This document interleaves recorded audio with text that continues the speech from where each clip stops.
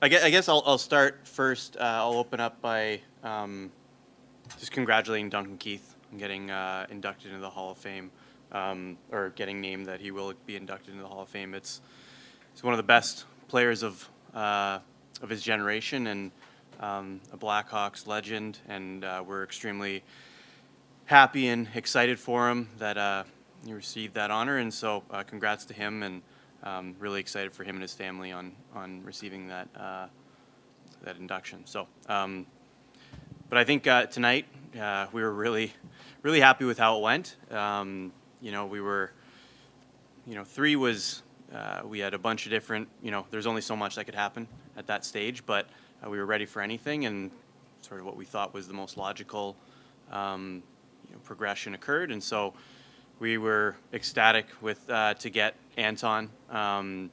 He's a power forward that can play down the middle or on the wing. I think he's a great complement to our group that we have now. I think he's got the chance to be a really exciting goal scorer in this league, just couldn't be more thrilled with adding him to the organization. And then with Nestorsil and Mason West, just two super high upside players that we do think have high end potential. That they can both move really well. They've got some really good talent, hockey sense. I think they're both raw. Got a longer runway to go, but really excited about what they can be and what we were able to add to the organization today. Was there something about Mason has quite the interesting story Yeah. in playing? So was there something that you saw in him that you said, okay, let's talk with Carolina because you definitely wanted to try and get him before the first round? I think it's just the tools, like the raw tools are just something you don't see that often, and he's probably available at that point because he's behind the curve. He's not quite dedicated himself 100% to hockey, but at that size, that athleticism, that skating ability, that talent, it's the sky's the limit, and we just felt it was, I just really wanted to get back into the first round to take, what I thought was a grand slam hack. I'm swinging for the fences, and figured why not? Let's go for a big one here, and so that's kind of what I did. Is that similar to the mentality that you had when you drafted Sam Lindsell in 2022, where the tools were there, but it might be longer for him to actually get to the NHL? Yeah, like the two sport thing is very different.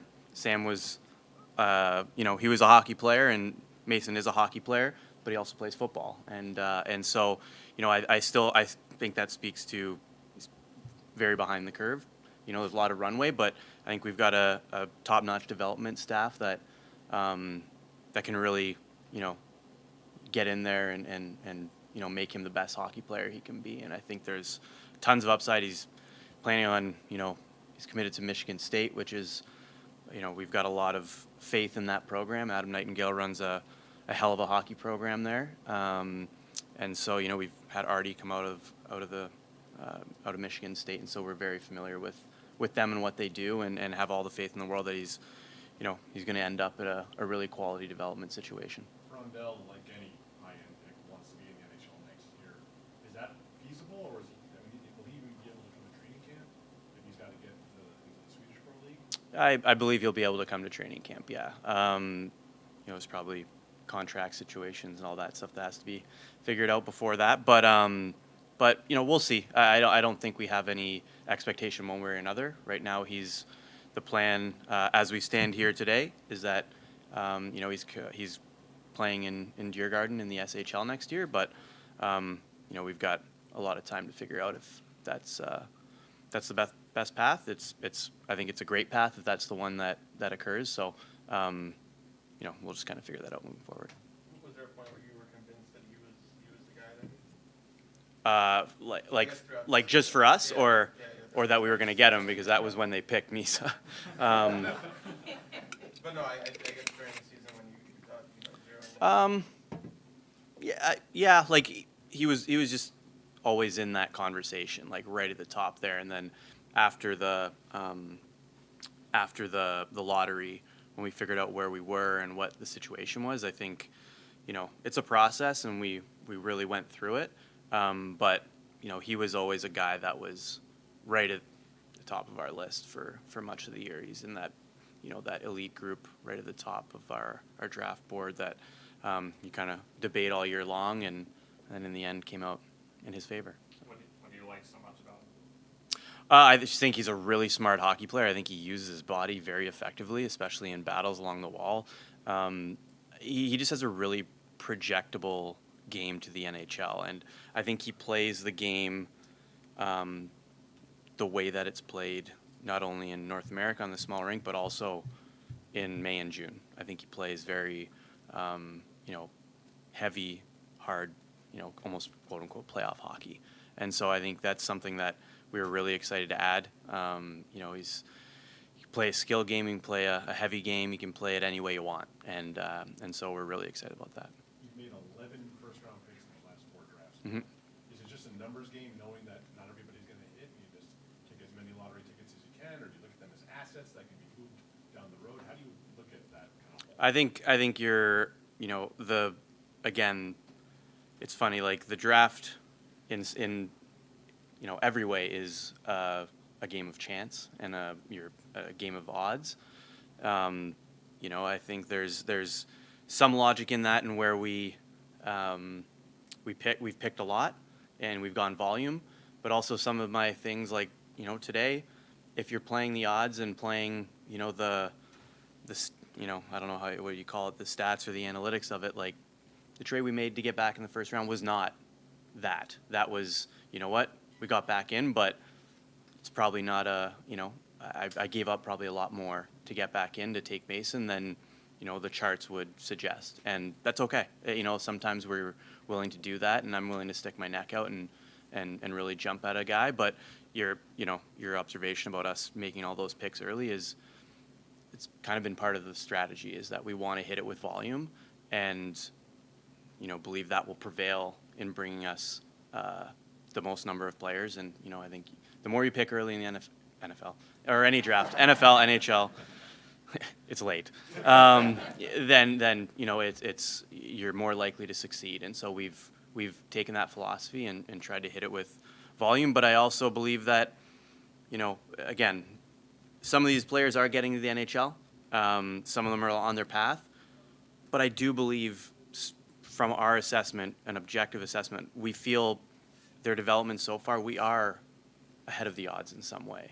I think we are, beating the odds and getting a few more players out of drafts than, the odds may dictate. And so hopefully that continues. Hopefully the upward trajectory, bears that out and it continues. But we're really happy with how it's gone the last little while, and, added 3 more players that we're really excited about today. Did you give any thought to the size of these forwards? It just kind of worked out that way, actually. It wasn't something that we were directly targeting. It wasn't, we got to get all big forwards or anything like that. Just worked out that way. And yeah, I think it's a neat element that we've added in the size. But it wasn't something where, we cut smaller forwards or anything like that off the board. They just kind of, that's the way it fell. Did you entertain any trade, offers for that 3rd pick? No. People, it was asked along the way, but nothing that I would have even considered. What about Nestor still? What did you like about him? Oh yeah, just again, you like the physical attributes, where big athletic guy that can really move. I think he's got some talent, and some really good hockey sense, and again, a raw package that he's going to go to college, so he's going to be in a situation where he's going to play against some older players and challenge himself, and a good development situation there. And so, I think there's a lot of the similar things we liked with Mason, or why we really like Václav. And so, again, just think there's a really high upside to his tools. Was there anything that you learned from the last year with AJ Spalzi from the football hockey dynamic that maybe made you more comfortable with Mason West doing? I don't think there's anything we learned. It's just, I think they're both very, very athletic, and very athletic at an above average size, which is unique. When you can move that well at that size, that is a weapon. That is an asset that you possess. Now you have to be able to play and figure out what's going on the ice, but it's something that we've seen in AJ that Mason does very well too. And so it's that athleticism and that ability to play two sports and do very well in both is, I think it just speaks to their that athletic facility that they have to continue to rise and continue to do things that you want them to do and you want their bodies to grow into as well. And so I think they're just exciting prospects and exciting packages. I don't think you're talking from a while from wrong, but between now and the free agency, anything you're looking to achieve next week or anything? Not, I think we're going to listen and see what comes our way. Feels like it's been pretty well documented with other GMs that have talked around the league. It's, it feels pretty stagnant. I think the rising cap has made a lot of teams quite comfortable in just trying to add or stick with their current squads. And so I just feel like that's held back player movement a little bit this year. It could be a one-year anomaly, but that's just the way it is right now. And so we'll see if anything comes available that's advantageous for us to jump on. But outside of Andre, we haven't really had that arise on our end. So keep making calls and checking in and seeing what's available to us in the market. Before you got that third pick, did you try to make a move to get higher up in the round? No, we did not. I think it was pretty obvious that everything was set, everything was locked in, and so I can't remember what the first pick that did move was. Maybe it was 12. Was it 12? Pittsburgh. 12. Yeah. So it seemed pretty locked in there, and so nothing really seemed available. So. On the Burakovsky trade, what was the process behind that? Yeah, I think we felt that Andre brought a little bit of extra speed and extra talent and upside to our roster. I think he had a little injury situation 2 years ago, and then hasn't really found that form again. But I think we've got a great opportunity for him. You can look back and see when he's played over a certain number of minutes, he has really produced. And I think in our setup, we should have some opportunity for him to get those minutes and get those opportunities. And he's a talented player that can play with good players. And so, where he plays is up to Blash and let him figure that out. But figured it was a nice addition to our top nine to provide another little bit of offensive talent to the group. How is your experience different with the decentralized draft this year versus? Yeah. I was saying, the lead up, I'm kind of bounce back and forth where there's some things that are nice, some things that, are kind of unique and you like about going to a town. The nice things were you have these really long days at this time of year and you're on the phone all day and you're exhausted. And it was nice to go home and see my daughters rather than go and sit in a hotel room by yourself. That was really nice. I could go see my girls, sit on the couch, you can really relax versus, last year in Vegas, you're walking around and there's, slot machines going off and then you're going to your hotel room and the walls are kind of crawling on you. But, I think, but then today, it's nice to be in your setup and in your room and familiar quarters, but it's also pretty cool to walk out onto an arena floor and a full arena. And so, there's different things about it. There's pros and cons, but, see what the NHL decides next year. No street interviews today? I never got out onto the street. I never got out there. The guys that were playing men's league noticed me and gave me a wave, but they knew who I was. So, yeah. Do you find, maybe you're building a reputation for trades among other GMs and is making them more receptive to you being able to do that? Well, certainly Eric Tulsky and I think I traded back into the first with him last year for Merrick Van Acker. So, I don't know. Yeah, maybe. Again, with what we're doing with the draft, it's so important to our build that I'm naturally aggressive at the draft. And so that's certainly been, I guess, a hallmark of this period of our rebuild. You know, we'll see as we move forward and shift into a different period and how the draft plays into that.